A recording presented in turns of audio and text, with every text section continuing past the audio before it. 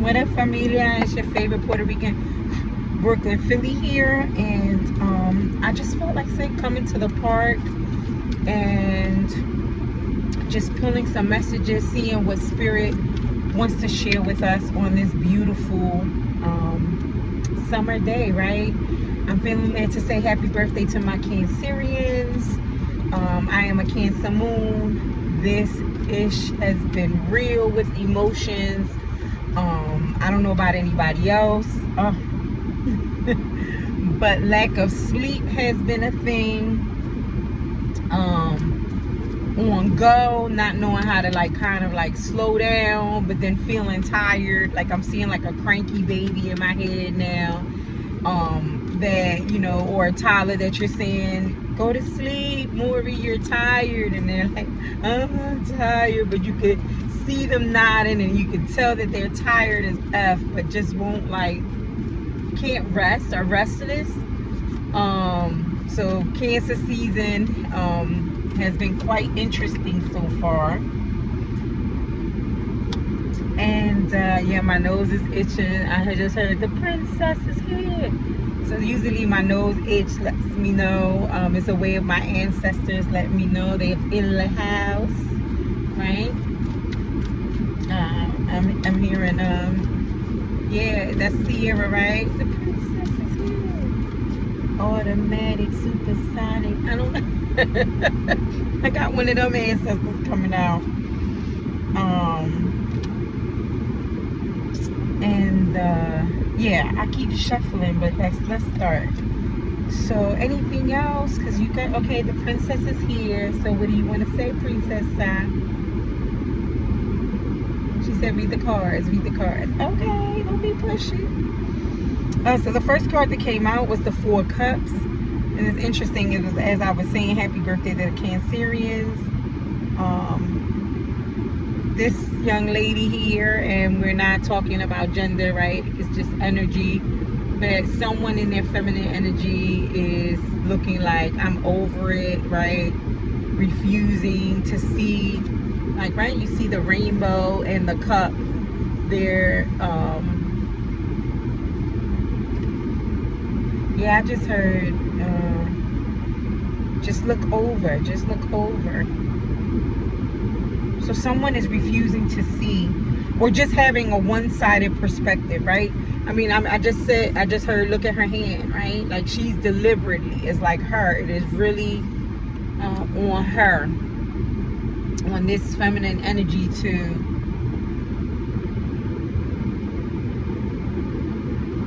And you know what? I never noticed that about this card before, but look, she has like these etchings on her. It's almost like I'm here, like she's been bruised, battered, like she's over it, right? These 3 cups, I'm hearing that maybe it was 3 different jobs, 3 different relationships, and each time it didn't work out the way she expected it or anticipated, and now she's sitting there like, I'm just so over it. And then there's something about this contrast, right? This rainbow and then this earth plane is almost like her focus now has totally shifted to like the practicality of it all, as opposed to with this rainbow over here, I'm hearing like the ethereal, right? The 5D realm, the realm that would say, that would be relied upon for intuition and trust and faith in something higher, right, than oneself. Now I'm hearing the pot of gold at the end of the rainbow, right? Excuse me, yes, confirmation. After the rain, the rainbow comes, right? And the rainbow is there and the pot is there and she can't even see it, right? Because I just heard she's jaded. And again, that's not a pot shot I'm hearing at her. It's like almost rightfully so. It's like, again, she's experienced 3 different circumstances in her life where, I'm hearing now Cat Williams tried and don't work, tried and don't work. That joke where he's talking about how a brother, right? He says ninja feels when he just keeps trying something and it doesn't work out, right? And it's like this sense of disappointment, and it's almost like I'm hearing hope deferred right? Now I'm hearing Hold Fast to Dreams by Langston Hughes, right? One of my favorite poets and songs. I say interesting. Then I almost said Psalms. I would declare it a psalm. Hold Fast to Dreams, right? By Langston Hughes. And that was a childhood poem. One of the first poetries that I really grasped on and memorized as like a very young girl, like maybe 9. So yeah, it's like these bowls or these situations have felt like for the majority of her life, like 3 different events or 3 different circumstances, or even 3 different relationships since childhood, or outcomes or circumstances that have just resulted in not what she anticipated, expected. It's like now I'm seeing this tree here and it has no fruit. Now I'm hearing that scripture from Jesus, Isa alayhi salam, Yeshua, but in the Christian canon, where it indicates that Yeshua and the disciples were going by, and there was this tree that wasn't producing, the fruit that it was supposed to. I don't know why I'm hearing the Mount of Olives, or you can look it up, but there was something about him even saying, if it doesn't produce what it's supposed to, curse it and die. So it's almost like there was death in these 3 situations of things that just wouldn't produce. After, now I can see, like, she tilled that land, she planted seeds, and it just did not bear the fruit that she had hoped for. It's interesting. We took almost 4 minutes just for that one card. So I'm hearing that's what the princess wanted. They wanted to set up the foundation for this reading, and that's the perspective or the lens they want to begin. Interesting. That's the lens. Now I'm hearing is like if it's a movie shot or a movie scene, the story is opening up with this type of foreshadowing. Interesting. So maybe there's some literary people in here. Maybe there's some people who are into like acting, movies, or interested in any of those genres. The second card to come out was the Magician, right? Which is interesting because that's what I'm saying. So yeah, that's what I'm saying. That's what I just heard. This is the prequel, right? This is the prequel to, and now this chapter begins, I'm hearing, right? But we needed to get an understanding, I'm hearing a backdrop of why this now, right? Because it goes from, I'm over it, it doesn't look like it's going to get any better, I can't even see any hope or light ahead, to manifesting like a mother. I just heard, now I'm hearing that commercial, she cooks like a mother. What? It's a spaghetti sauce commercial. I think it's ragu or something like that. I don't know, Prego, but and they're trying to say that the daughter cooks like a mother. Like she's gotten so good at cooking, right? That craft, that you would swear she's an old head mom that's been doing it for years. That's how her food is tasting, right?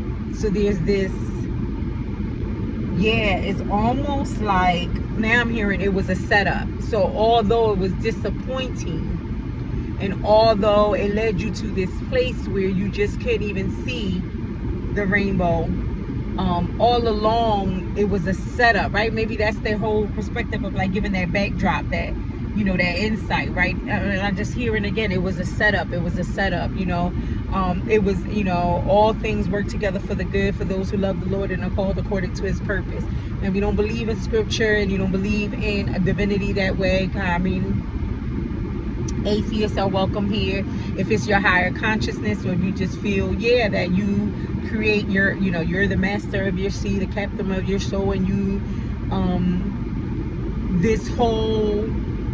these experiences that have happened thus far have been the catalyst to catapult you to here, right? my disclaimer, I believe it was God, right? Goddess. But what would I go? You know, we put labels, but divinities, that oneness, this consciousness that encompasses all, right? But and yeah, look, the light is coming directly from the hand. Look, and then the other hand is extended. Look. And it's coming from source almost through the body and then generated out of the, you know, and now I'm seeing like this whole manipulation, right? I feel compelled to do this, right? And my palms now are warming up. And I feel like clapping, and it's like cataclysmic. It's like now I'm honing in energy. And I heard blow it. Yeah, receive that, my loves, my one family, my ones for life, right? Yeah, it's like, yeah, look, and it's swirling, and my car just like vibrated. Wallahi, like it's causing this. Like I'm hearing a whirlpool now. I just heard like a tornado, right? Oh, I never seen that before. Can you see that? It's like little triangles, little pyramids, little triangles. So now I'm hearing alchemy. Yes. So these circumstances have prepared you, have taught you, have molded you, have again become the catalyst for you to be able to learn how to transform, how to alchemize this energy moving forward, right? In order for you to manifest, right? The magician is able to take all of the elements, everything it has learned, and utilize it and manipulate it in a good way. See, manipulation is not just a bad word. Manipulate, right? Utilize it in such a way that is beneficial for the intention is setting forth. And then I just was my eye was just guided to that infinity symbol on the hood, right? This constant, right? Which is kind of like I'm seeing that. Like, how do you do that? Yeah, it's this swirl, this figure eight, right? This continual. Oh wow, I never seen that either until just now. Can the camera pick it up? Again, some more alchemical symbols. Looks like a pentagon, a tetragram, the Star of David, the Tree of Life. Like all these symbols are now coming up. And oh yeah, they're pointing this out to me. So remember I said that I picked up for the first time like these little etchings on her, right? Like she's been bruised and battered. Here she's alchemized them. Look, they're here. It's like those very things that gave you, you know, now I'm hearing Scars Are Beautiful, that song, right? Yes, learning to. Now what's interesting is, right, we got the Eight of Swords, and the Eight of Swords typically denotes like mental imprisonment, right? Eight of Swords usually in the Rider-Waite-Smith. Thank you, Pamela Coleman Smith, for your beautiful illustration.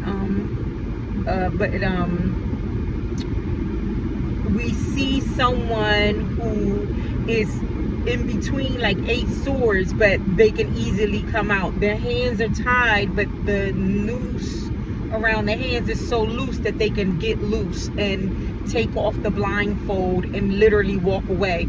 But they're choosing, right? And I heard, no, that's a harsh way to say it, because it's not a choice for everybody. It's an ingrained paradigm, a diaphragm. I just heard. I don't know where I heard that. A diagram, maybe. And maybe diaphragm because it's from the gut, so maybe the sacral and root chakras. So yeah, I'm hearing some internalized trauma that then became so ingrained that it became, you know, now I'm hearing Spider-Man, the Venom, right? That like a gooey thing that it just clung to you, and it morphed to be a part of you. Now I'm hearing ring the bell, and every time they ring the bell, remember the Venom would have to drop off a Spider-Man, right? So it's there's something about that. So it almost it forced you to look yourself in the mirror. And I'm hearing these crows, they're not binding her. In this deck, the crows are so beautiful. First of all, there's something with the crow spirit. For me, the crow spirit animal is definitely one of my guides, one of my shout out to Odin, I just heard. So maybe for somebody else there's some significance there working with crow spirit. I'm feel led now, I just heard to show when I was in Mexico in May, I was blessed with this feather, and I transported it all the way back home. And and I just use it to like clear my energy. There's something about birds then, because that wasn't a crow feather. But anyway, in this picture, I see these crows, ravens, as pulling helping her free herself to, releasing the blindfold, releasing the bonds, right? And then again, if you can see here, oh, I love the way this illustrator did this tarot deck.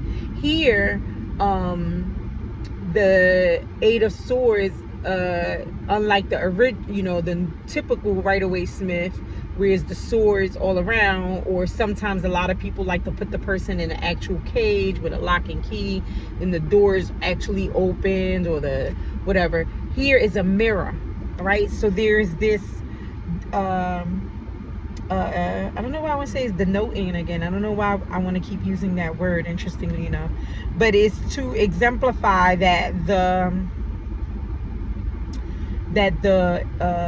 bondage was more mental and internal, right? Maybe again due to the experiences, right, that then became ingrained and imprinted in the soul, in one's very essence, that then we then act out even subconsciously without us consciously being aware of it or knowing, right? It's fucking deep, dog, like for real. I was just talking to someone, I'm gonna leave like names and stuff so people, no one feels, but they were explaining to me that they were caring for a child, that the child was surprised at the meal that they was receiving, the amount of the meal. The child even said politely, after I've done this sandwich, can I have whatever's left in the bowl? So like this mindset of scarcity already at like 6, 7, and then fear that another meal is not going to come, right? This stuff get imprinted on you at such an early stage that then you're an adult, and then your spouse throws away the sandwich 20 years later, and you're so upset and triggered, and he doesn't know or she doesn't know why. You don't really understand why, but you're literally identifying with that child that didn't know where that next meal was going to come from, and the dysregulation of your nervous system and how that felt, and the anxiety and the fear that produced. And here it is, you're 30 years old, married, and not knowing how you're being triggered that way, right? It's so ingrained. But the beautiful thing I just heard, just remind them that is, you've learned and are learning for some, right? Because we're all on a continuum in this life, right? We're all at different points of this journey, alhamdulillah, that you're learning here, or you have learned, or you are currently utilizing your magician skills, right? And again, we don't need to be spooky. For those of us who like, nah, listen, I'm more logical, this whole tarot magician shit, or God or whatever, like, listen, talk to me in plain English.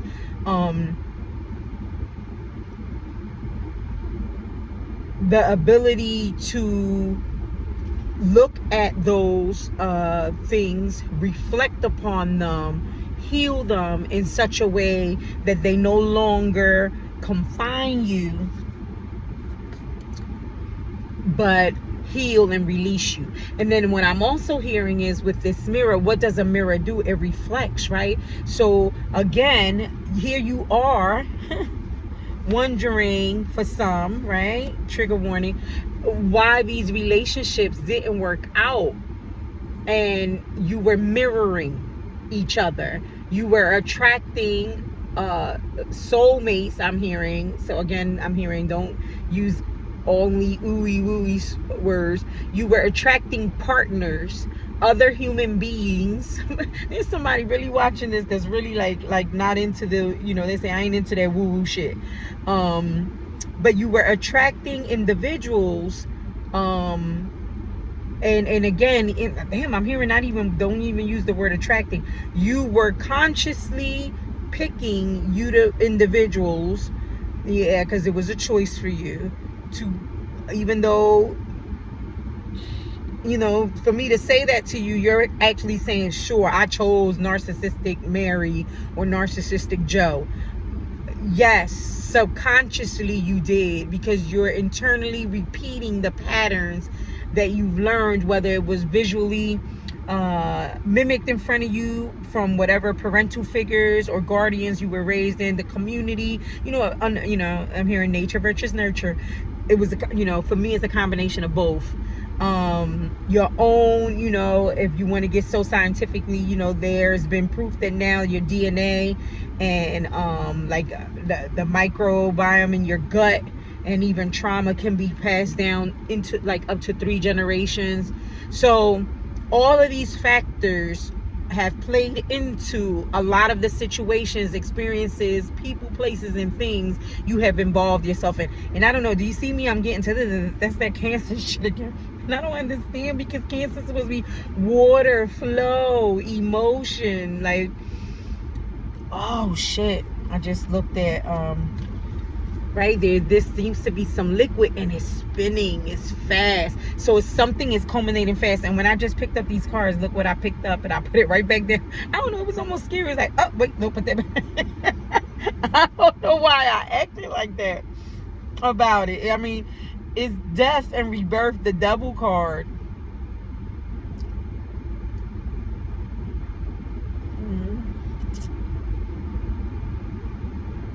I don't know why I'm thinking it's not the Devil card. Why 13 seems like it's not.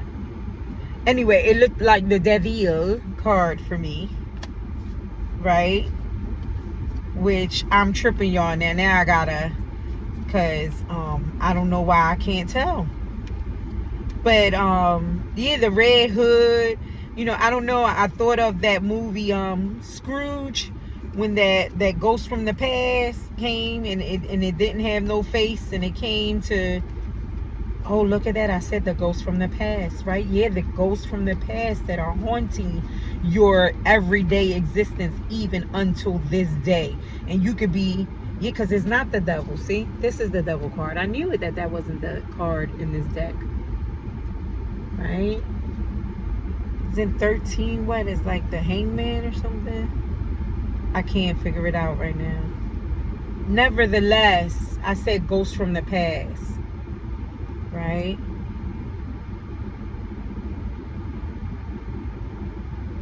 And again, I didn't shuffle this card out. It just appeared. Wow, when I just flipped the bottom of the deck, 9 of Swords. Yes, these ghosts from the past have plagued you, have always, I'm hearing, hung over your head, have always, look. And I was just talking about lack of sleep right during this Cancer season, and then she's crying, she's emotional. So there's something, you know what I heard, baby? If this is the stage that you're in right now, it's a good thing. It's bringing it up for you. Cancer season in 2024 is helping you to bring up these ghosts from the past that you, I'm hearing, have repressed so far, because it wants to help you to look at them and see, right, that there is a rainbow, and you do have these patty gold, I don't know how to say that, here waiting for you, that you can alchemize this, right, and will alchemize this and set me free, why don't you, babe? Get on my life, why don't you, babe? Ooh, 'cause you don't really love me. You just keep me hanging on, right? It's like a lover, right? For some, it really is a lover. I want to say my condolences to you, right? Well, no, that's okay, because this didn't acknowledge death and rebirth, right? We put an end to that, right? Whether it's an old relationship, whether it's a mindset, whether it's an internal prison that's created this external prison that has left you feeling in this nine of swords, right? And then I'm hearing again, remember what we kept talking about, what kept coming up about the princesses here? It's a setup. It's all been a setup, right? Even though it feels effed up, this feeling, but it is for you to feel it, to finally alchemize it, kill it, be freed from it, and rebirth, right? Okay. This is a beautiful message so far. Not comfortable, right? It's still, I want to say the note again. It still is requiring, I wanted to say work, but participation is, I'm hearing is participatory, right? Is reciprocity involved, right? Your ancestors and guides and divinity, or your higher conscious, or your intellectual self, whoever you want to talk to, boo, is saying it's a two-way street. You know, I'm going to bring it up for you and you have to heal it, and together, right? Like now I'm seeing like that infinity symbol, which infinity, right? Death and rebirth over and over again. I'm hearing there's levels to this shit, right? On Meek Mills. Shout out to Meek Mills, Philly, where I am from. Philly. I don't know if I want to say that. Okay. Hence my name. Your favorite Puerto Rican Brooklyn Philly, right? Which I'm being told to share. It's my identification of my identity, right? It's my acknowledgement of the fact that having that Caribbean heritage and anchoring into the island of Puerto Rico, being born there, then the migration over to New York, Brooklyn, Bed-Stuy, do or die, to then migrating to Philadelphia, right? Has made it's part of that nature nurture, right, of who I become as a grown woman now. And it's my homage, I'm hearing, to and finally acknowledging and embracing all of those aspects that of myself, because although they might say I don't like just geographical places, no, them geographical places in and of themselves held energy and experiences that I have incorporated and I don't know why I want to say morphed. You know, I'm seeing again like the etchings on the wall, you know, that, yeah, right? I just heard etch a sketch. I don't know. I'm showing my age, but yeah, there's something about that. Let's see what else. Bottom of the deck. Now is this ace, so some type of truth. Yeah, you're some type of truth, some type of I just heard illumination. I'm seeing the minions at the end or beginning of one of their movies. Illumination. Yeah, right? And don't some of them have like that one eye, the goggle, like the third eye? Yeah. I just heard, I can see clearly now, the rain is gone. Right, that rain, and it's gonna be bright, sunny day. Am I messing up the lyrics? So sorry. And I'm just drawing now, I don't know, to like E equals MC squared, right? Look at these symbols. Again, it's like, now Transformers, more than meets the eye.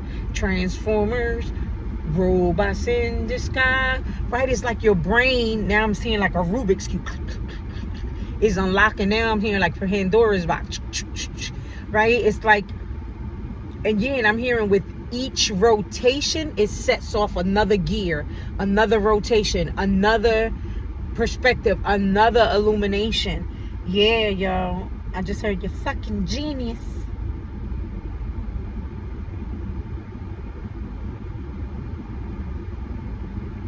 Yeah, and these are some type of symbols equals 1 over Yeah. And the infinity symbol again, and the little triangles again that we saw in the magician. There's something there.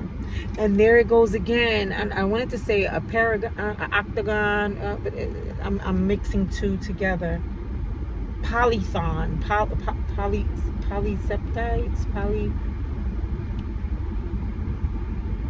yeah, I'm seeing like DNA. Now I'm seeing like those old things we used to build with toothpicks and marshmallows to depict, was it the DNA? Was it atoms? What was it in science class?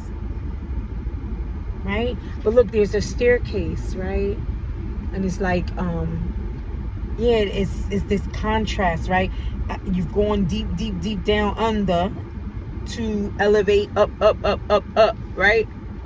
Yeah. Yeah, it's like mirroring these two dimensions. Yes. Look. Here.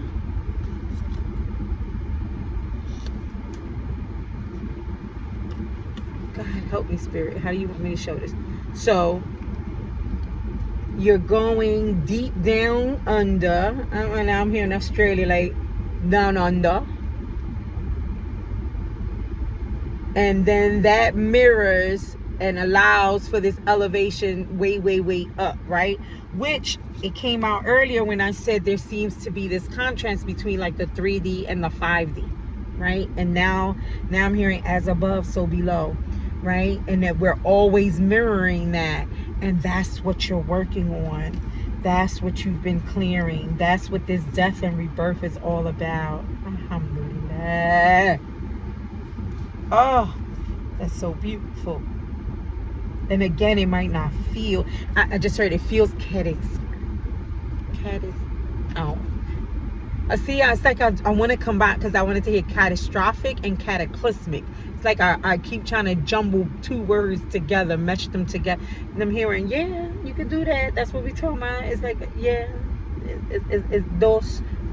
You know, I just heard uno, dos, tres.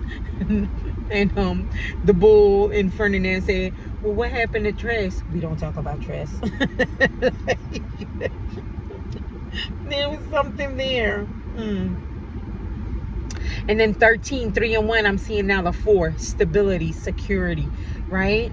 Because when we're children and we experience, or, you know, young adult, whatever, at whatever point that we experience that trauma, it jolts us and it dysregulates our system, and we need to, you know, restabilize. And it feels like, I just heard in those moments, like the rug was pulled from under you suddenly, and now you're falling, or you can't get a steady footing, I'm hearing.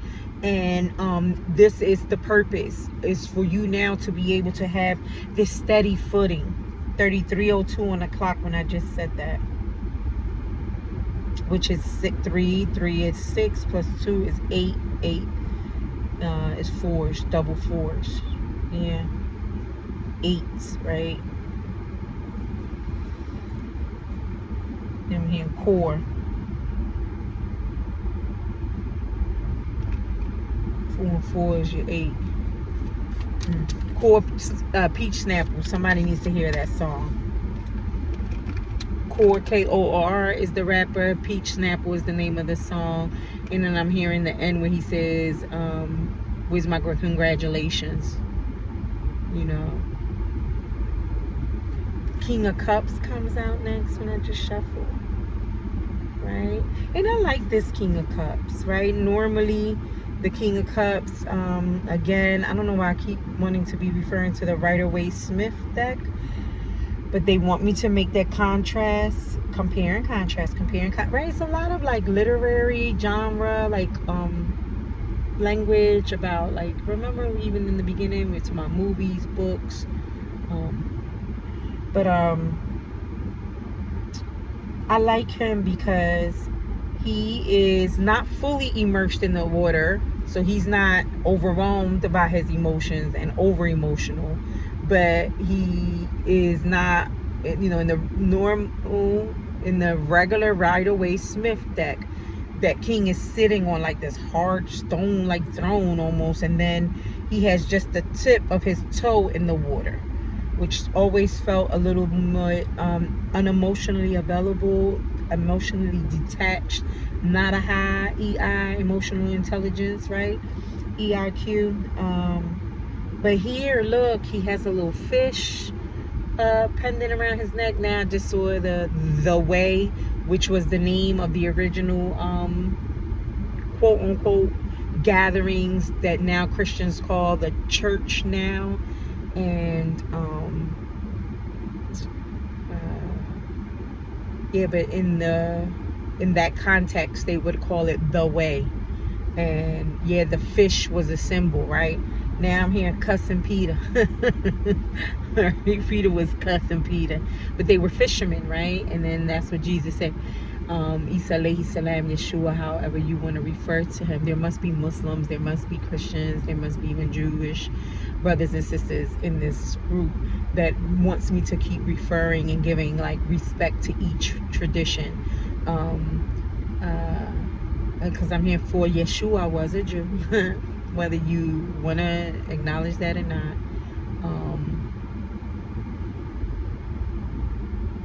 But you know, he said, I will make you fisher of men. And I love the fact that his crown is water and it's not directly on his head. It's like almost elevated up. It's almost this symbolism to me that whoever this King of Cup energy, whether that's you embracing it, that's someone entering your life that has this type of energy, it's their king status is balanced. Like, what do I mean? Like it's not to their head, right? It's not gotten the best of them, their ego, right? This is definitely emotional intelligence, right? Like healthy, right? From a proper place, right? I'm hearing.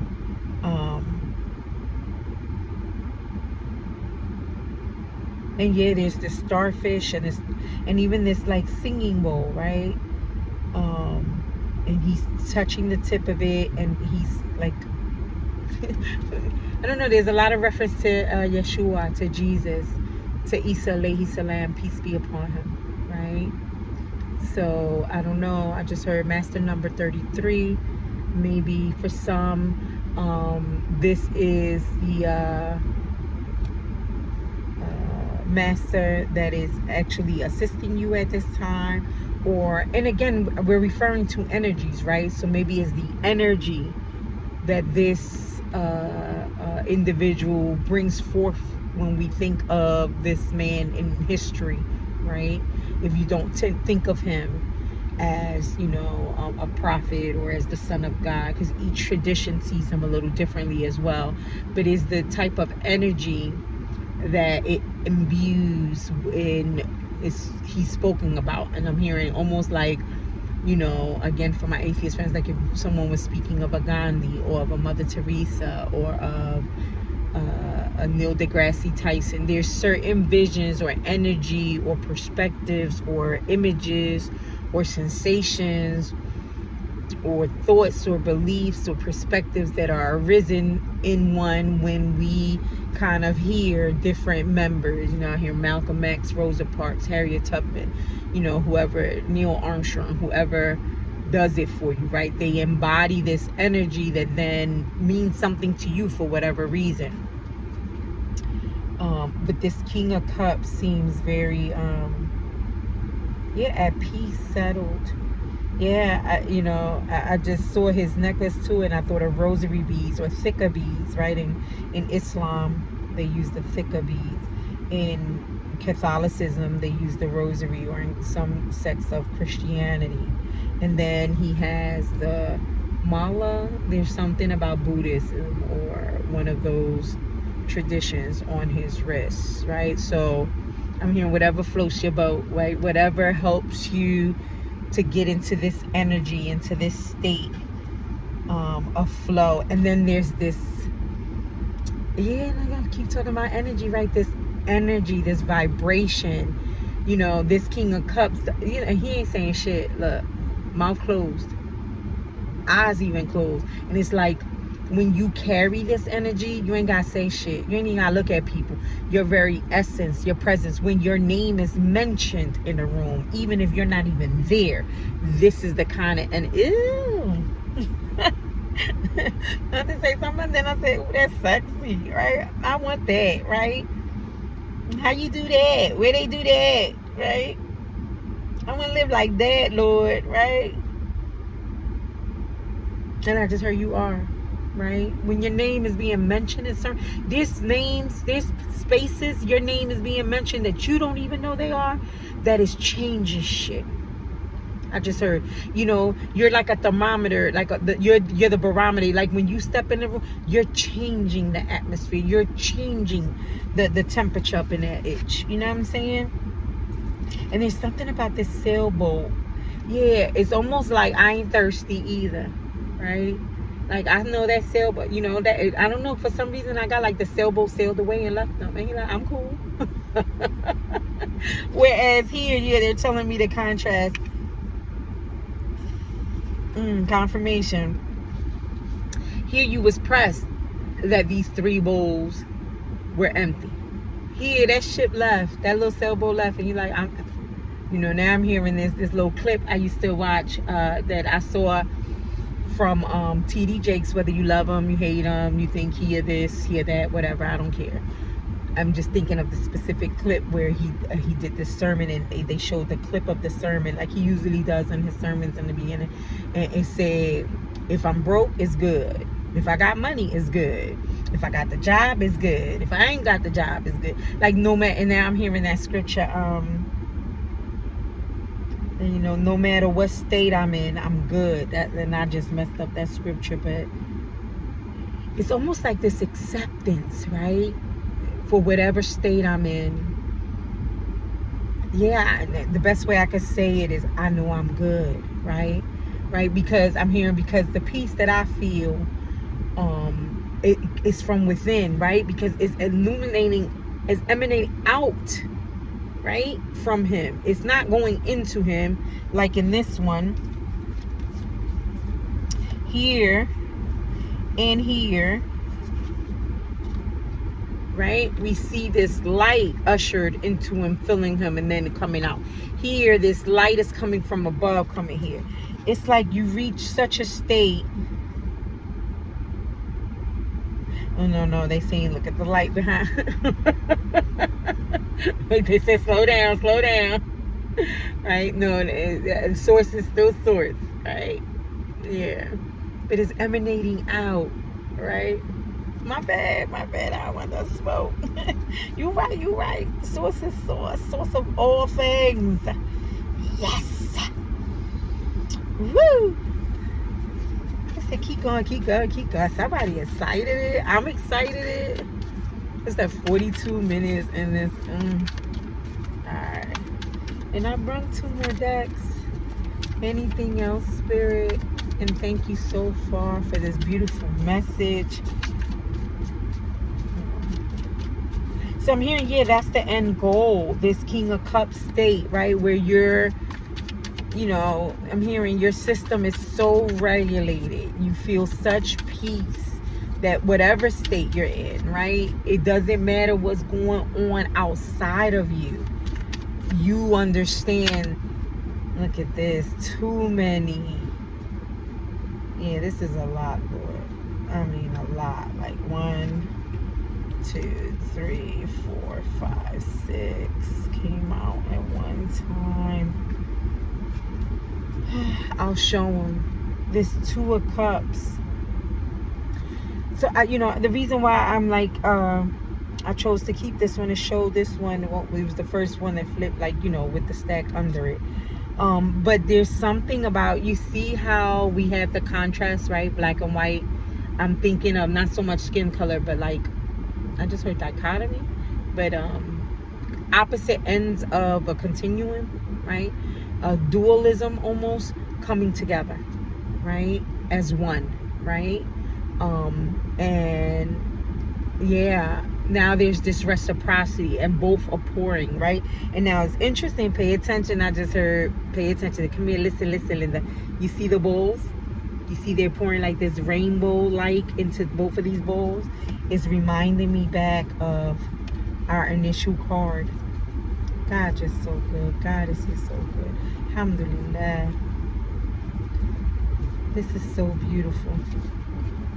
The very thing she wasn't initially looking at, this rainbow that was filling this bowl, filled her bowl, right?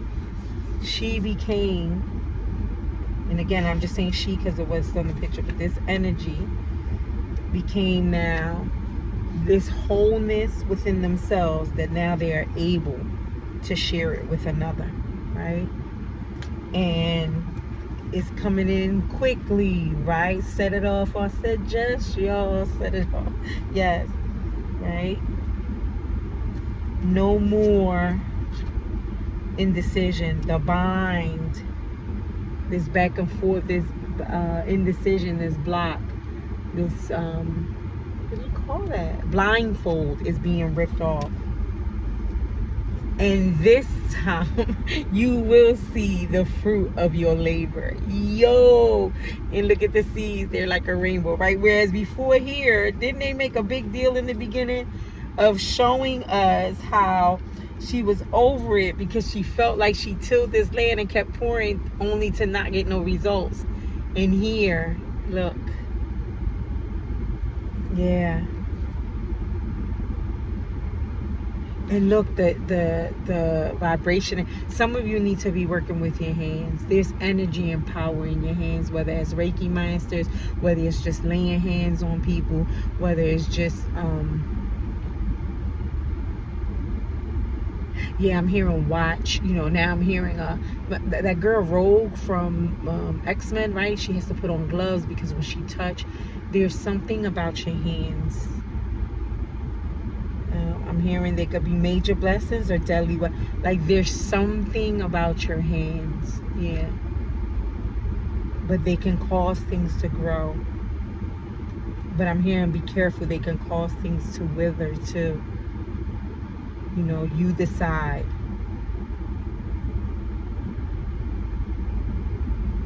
Right. So now I'm hearing, give him a chance, honey, right? From Coming to America. If you don't know that movie, is the scene where Lisa leaves on the train and he proposes to her and he says to her that he would leave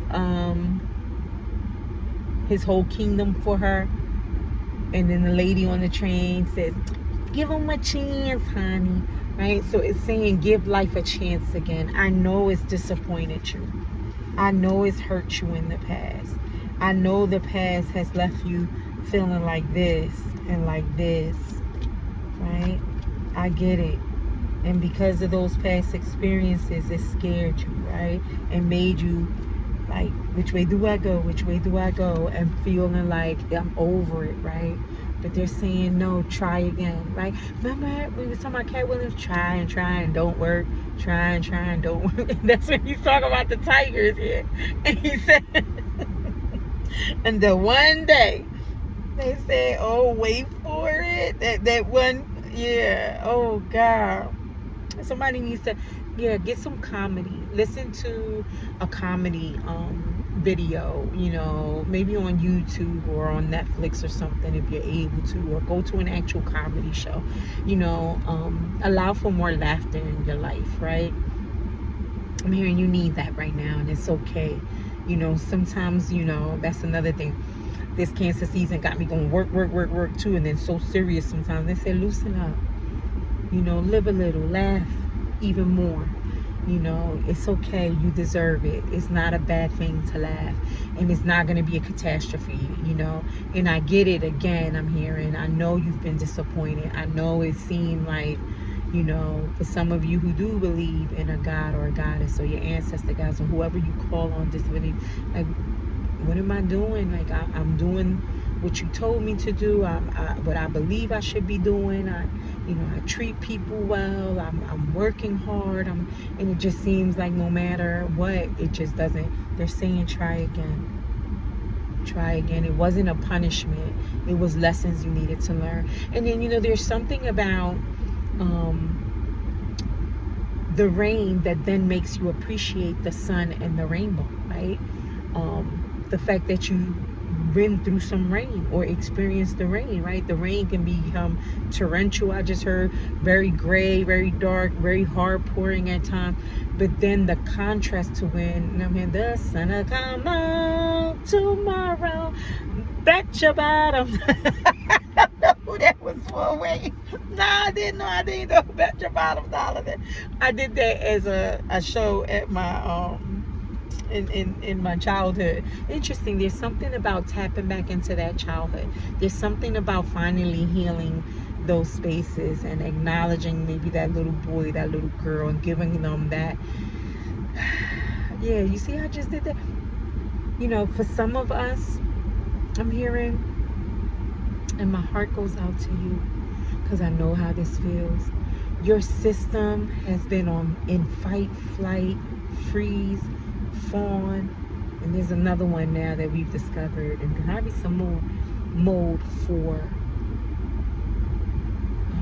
decades. I just heard since childhood, and you're finally stepping into, or have stepped into, or will be stepping into I just heard waiting to exhale moment in your life.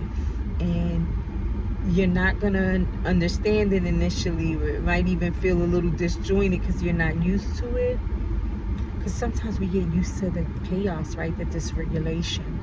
That when this normality comes in, or this, different experience becomes a part of our life, we don't know necessarily.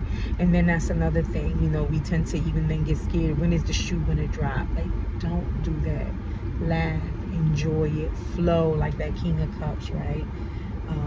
Yeah, because you're finally letting go, right, of, yeah, look, you burnt that bowl. And now I'm hearing for some of you, is that bowl that you created as one only, right? So that then you can embrace the two, right? Because for some of you, it was, I'm hearing, this sense of independence. This sense is my bowl only. I only do it my way. Now I'm hearing Frank Sinatra, I did it my way. I don't know why I just said it like that.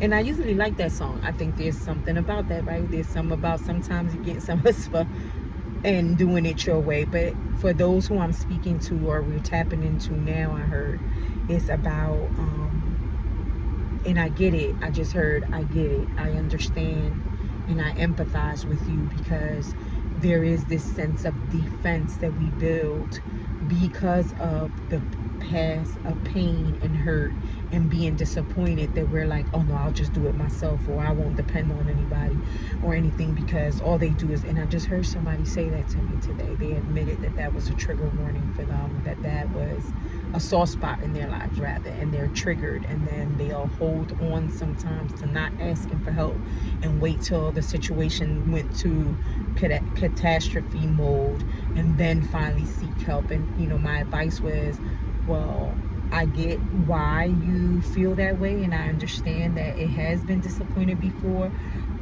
but maybe don't allow yourself to get to that point.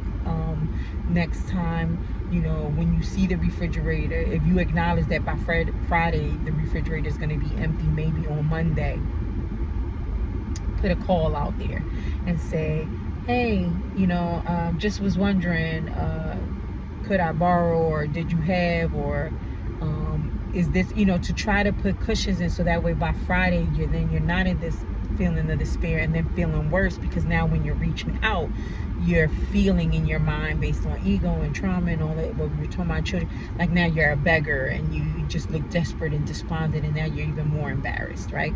So it's really trying to shift these, like, I'm hearing mental paradigms, these belief systems that are distorted, And it was interesting because in my conversation with her, I was talking to her about perspective. And yes, we all have one, but do our, I'm hearing like in the debates or whatever, and in Islam, alhamdulillah, can you fact check it, right? They're real big on fact checking, right? Can it be fact checked? Because you can say this is your perspective on something, but then when you actually talk it out or like look at it, you can realize, oh ish, I was looking at it that way, I thought it was that way, but it turns out it really isn't that way, right? So Yeah. So for some of you, you're burning this INDEPENDENT. Do you know what that means? This sense of like this independent spirit, and you're embracing, help, assistance, reciprocity. And for some, I heard, you've been singing that Lauryn Hill song. You've been wanting reciprocity for the longest, and that's what you've been desiring. But then subconsciously, anytime reciprocity tried to enter, you would inadvertently like push it away. And now you're finally yeah, look at this. And this was the 6th card that came out. There's something about the numbers that, I just heard moving forward, right? Usually we see the 6 of Swords, a person in a boat moving forward, and they got a baby, and then there's another person, a guide or somebody, right? So you're allowing someone to come in and help you, right? You're accepting this assistance, whether it's from your higher self, whether it's divinity, whether it's an actual person, right? But yeah, because you've learned, and you're learning now to balance both, again, that figure 8, that death and rebirth over and over again, and understanding, that there's levels, right? That this, that this lifetime that you're living until you take that last breath will be a continual death and rebirth, right? Confirmation. And this duality, I'm hearing this dance between the ethereal, the 5D, and the 3D, the practical, right? Oh, that's so beautiful. And spirit is so dope. Gray and like this peach, because remember earlier in this card I said they made an emphasis, or they wanted to emphasize this black and white coming together, right? Like these dualities. And then it's what I just heard when I saw that there's more gray areas than you think. And for survival purposes, both consciously and subconsciously. It's interesting, they're telling me to share this fact that blew my mind. I was watching this documentary from one of the universities in New York when they were doing this study on obesity, right? And women who and people who struggle with weight. And they were proving that when your body loses a whole bunch of weight, it thinks it's something wrong, that then it wants to put it back on because it's been used to that weight so long, and then this sudden weight loss makes it feel like, wait, are we in danger? Oh wow. And I talked about the little girl that was talking about, are we gonna get dinner later? Can I have, right? This scarcity mindset, this fear of not having enough, not knowing where the next meal is gonna come. Wow. And in my conversation earlier, I had admitted to someone that, when I'm asked to borrow money and things like that, it brings up that trigger for me. I'm like, hold up, do I got enough? Am I enough? You know what I mean? And interestingly enough, this is not to like brag about it or whatever. On my ride somewhere earlier, I was told to give a significant amount of money to someone that I saw on the street that was despondent, just out of nowhere. And I'm like, wait, hold up, you sure you want? And they were like, yes, give it to her and say, for her, she needed to hear God say, give it to me, for me to give it to you, right? So it was almost like, don't be scared like of this releasing, right? Of this, it's like shifting this scarcity. And it's interesting because we keep seeing like that, that's a pectocrat, that's the pocketbook.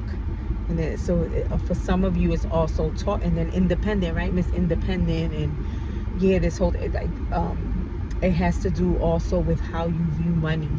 And again, remember, they wanted to emphasize that what we were taught about money and love and relationships and self-care and all these things that I'm saying, they're telling me from 0 to 7, and really now I just heard from 0 to 14, and I just got chills up my back, becomes the foundation, right? Then we were talking about that 4 and 4, that 4 became the foundation, security. It becomes the, that's the launching pad, for which then now you, again, whether consciously or subconsciously, begin to emulate, and it comes out later on in all kinds of ways, in relationships, whether it's at our places of employment, with the relationship with co-workers, our familial relationships, our partners, right? And sometimes we're like, well, where did that come from? Well, they're even looking at us like, why is she acting like that, or why is he? And it really is all one, tied in together. Again, even if you want to reduce that oneness in your mind because you're an atheist or an agnostic, to the oneness of your physical, earth, planet, stars, reality, right?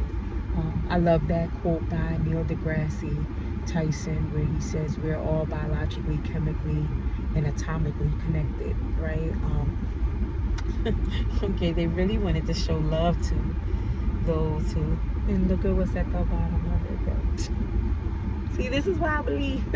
Just my disclaimer. That's all I'm saying. You can say this shit a coincidence. I understand. You don't have to believe it. It's not.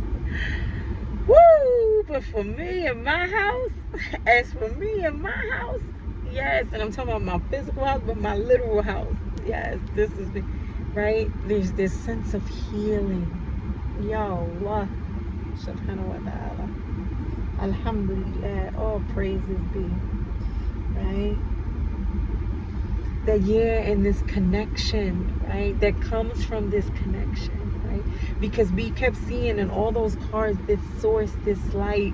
Again, whether you think it's your ancestors, whether you think it's spirit guides, whether you say it's divinity, whether you believe like me in this oneness, this one consciousness that envelops everything, whether you believe it's your higher self, whether you believe it's the universe, you tapping into aliens, I don't know, but there seems to be this healing, this wish fulfillment, this connection, right? I'm here now. If it's astrology for you, baby, the stars are aligning, and this Cancer season, shit is shifting and everything is aligning perfectly. Right? Yeah, I don't know. Is there any? I think that's a beautiful way to end this message. It's 101:40. Is there anything else, Spirit? I brought out 2 different decks. Okay, they said bring out Abo Chinchera. So this is some deck of cards that from index cards that I just kind of cut in half and made intuitively, just whatever sayings or affirmation, like quotes. It's a whole bunch of different things that I just it would come to my mind like, okay, write it down, and I made them into cards. And I call it my bochinchera, which is Spanish for the gossiper, the one who tells, that spills the tea. And interesting, the first card to pop out was 1988, a critical year. Now, this card for me literally is denoting for me, again, there goes that word, isn't it? A critical year in my life. It was a pivotal year in my life for an array of reasons. In terms of what was going on with me individually, what was happening in my household and in my community. I am a product of the crack epidemic community. One of my future writings, interesting, I've been talking about writing and genre and literary, right, is titled The Child That Crack Built, forthcoming, inshallah, and the impact of what crack and how it decimated my family and my community and myself on so many levels at such a young age. But 1988 became a pivotal year in my life, and it was very critical. So for you, I think it's saying identify what year in your life maybe that became a pivotal year in your life, whether it was the beginning or the ending of a trauma, of a cycle, an actual experience, but they're wanting to emphasize, right? And this is something that I suggested to the person, and I suggest to a lot of people now moving forward, because it has helped me heal tremendously. When we were talking about perspectives, what I shared with her was sometimes our perspective on even a traumatic childhood experience, for me, when I went back as an adult and revisited now, and with the foresight, remember they talked earlier about this foreshadowing, this prequel, this insight, when in writing, so they want me to share that. So for me, journaling, and now because of even if I don't have an actual pen and paper, I journal via voice memos, Journaling has always been very cathartic for me, has always been very healing, a very beautiful form of expression and way to heal, and therapeutic way to heal for me since my teenage years. Interestingly, 1989. Interesting. After 88, that shift, that pivot. But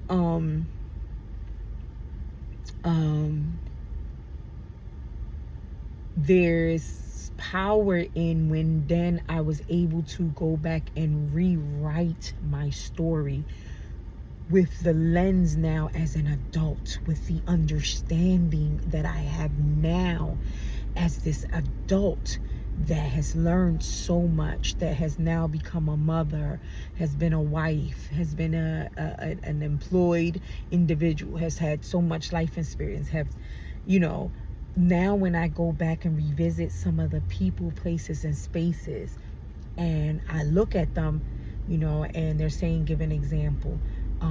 So my father, may he rest in peace, right? And I know he's one of my ancestors now, watching over me.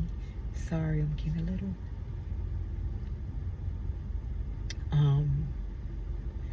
I had to do a lot of healing around him, right?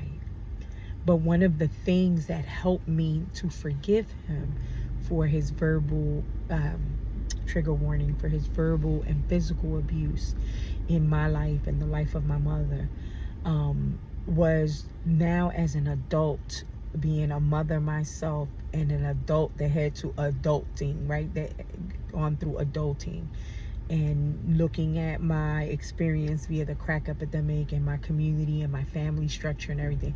Now that I know how all of that played a role into the type of adult I turned out to be, the type of parent, the type of partner, and then when I then went to his sister and asked about his story, his childhood and everything, it gave me a whole different perspective about him and helped me to even forgive him and heal a lot of places and spaces, and even prior to him dying, have a conversation with him, which then allowed me to see that he, what, you know, because as a child I thought he hated me. I thought it was so personal, you know.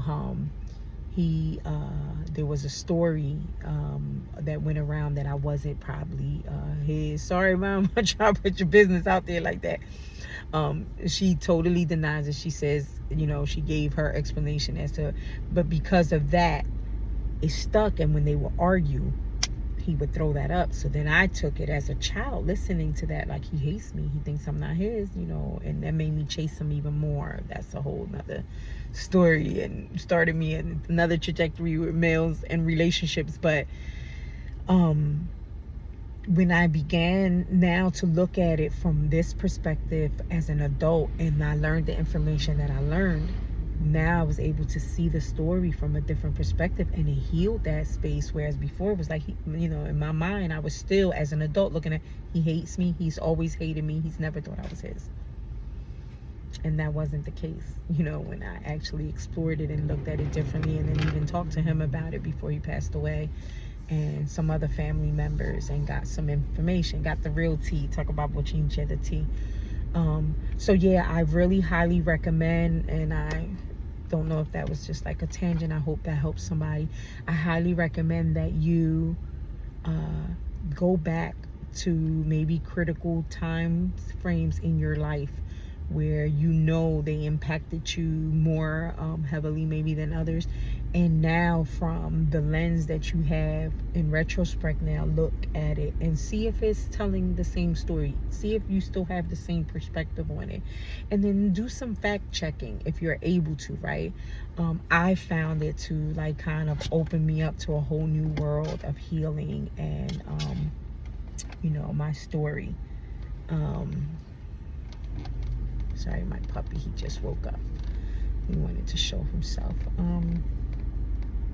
So yeah, that was it. And then the other one that flew out was, here all we get are a few specks of time where any of this actually makes sense.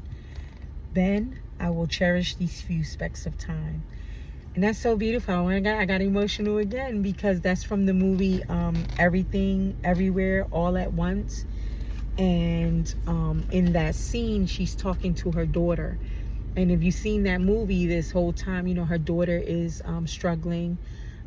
Trigger warning for those who haven't seen it, and spoiler alert, her daughter is struggling with being accepted as a LGBTQ.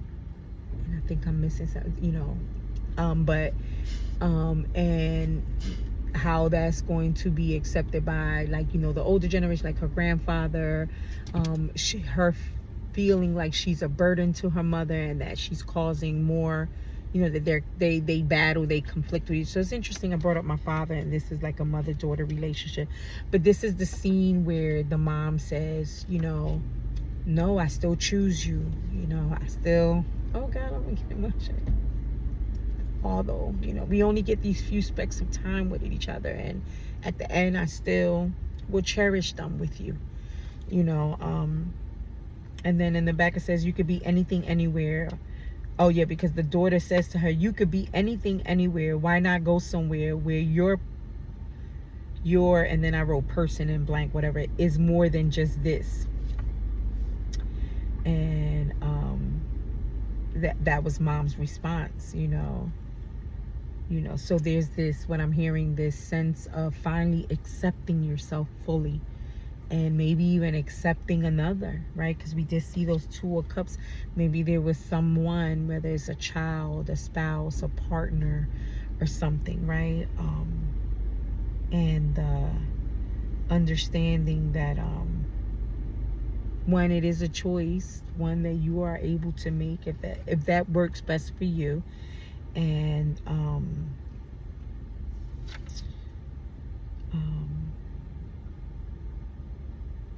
life is precious. We don't know how long, and in retrospect, right, or in the greatest scheme of this thing called life, or lifetime that we're living, interestingly enough, I brought up all those historical figures, but they even look like specks in this grand cosmos, right? So it's almost admonishing us to then cherish these few specks of time that we do have, right? Because in time, in the moment of this thing, even if you buy into this whole time thing, it's just a speck. And I'm seeing the universe again, right? Earth and us and everything, as big as we want to seem like we are, we're just like this speck in this greater big cosmos that seems to be ever expanding. And I wanted to look at the bottom of the deck.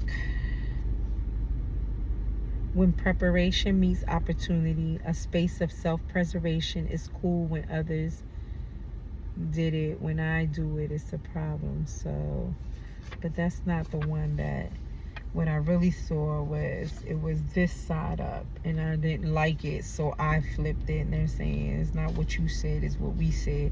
So quadrants, chameleon, 25, reflector, alchemist, mirroring, oh God, 25, self-healing, giver, 25, soul connections, receiver, 25, rest, relax, recipient, discernment, on fleek, wisdom, selfishly motivated, my SOS, right? And SOS, like I'm almost hearing also like a GPS. So I don't know why I was hesitant to read it, because I guess I just saw a quadrant, I saw 2025, and what I thought is like, is this one of my cards that's reflecting exercise, and how would exercise have anything to do with it? But no, look, as interesting as reading that. So when I wrote this card out, I was thinking about the different percentages, like if I had to divide myself by 100, right, 25%, if I divided myself into these quadrants, I am a chameleon of sorts that then embodies all these. I'm a reflector, right? Which is interesting. It goes back to that mirroring card, right? I am an alchemist, which was that magician card, right? Self-healing, giver, right? And soul connections, like all of these quadrants make up who am I, which is interesting because I also brought up that whole, the Caribbean, Puerto Rico, Philadelphia, Brooklyn, and then Philadelphia, right? And this, again, is this like these dualities, or these like things that seem to be opposite, like again, instead of looking at them divided or fragmented, it's almost like kind of in that King of Cups moment, it's this unification, this oneness, right? And to tell somebody your discernment is definitely on fleek, and to understand that your discernment is like your SOS, right? You know, when we send out a SOS, like listen to that, and that it's okay that you're wiser than you think you are, and that it's okay to be selfishly motivated. You know, sometimes we look at the word selfish and we think like it's such a bad word, but sometimes we have to be selfishly motivated in the sense of taking good care of ourselves, because it goes back then to that King of Cups, or that one cup that turned into two. Remember, we burned up that independent, and then we created this King of Cup one, where it's more balanced and in flow and filling of oneself, no desperation or thinking that it needs, and you know, understanding who it was, but then so that it could then flow into and be in reciprocity with another, right? But in order to be able to do that, you know, I'm hearing like I can still have my autonomy and still be in relationship with you. Instead of being codependent, I can learn to be we can learn to be interdependent. And in that interdependence, we understand that we come together and then we let go. We come together, you know, and I'm hearing it's like contraction, right? I'm hearing like the club of the heart. Yeah, I don't know. Okay, I think that is it. On that note, I believe this was a beautiful read. I got a lot of insights and hope, and my prayer is that you resonated with it, and that it was able to help you in some type of way. If you like the way that I read, which is, as you can see, not typical. I do not call myself a per se tarot reader. I don't like to, you'll see that in my description, to confine myself to any labels. Kind of like Neil deGrasse Tyson. I love one of his clips where he says, the minute I label myself something, and he was actually talking about atheist, labeling him as an atheist and him pushing back on that label, not because he has anything against atheists, but he has something against labels, because as he beautifully and eloquently explained, once you put a label on me, now you make this whole perception interesting. All this stereotype, this baggage comes attached to this. If I'm a Christian, if I'm a Muslim, if I'm a Buddhist, if I'm an atheist, if I'm a Republican, if I'm a Democrat, you know, these things come with all of these things, whereas I'm just me, and allow me to be me, and understand that I may be me here now, this way, here, right now, at 6:56 p.m. in Philadelphia at my age, but maybe 2 days from now I've gotten a different perspective, a different perception, and it's changed something about me, to allow for that fluidity and that ebb and flow, right?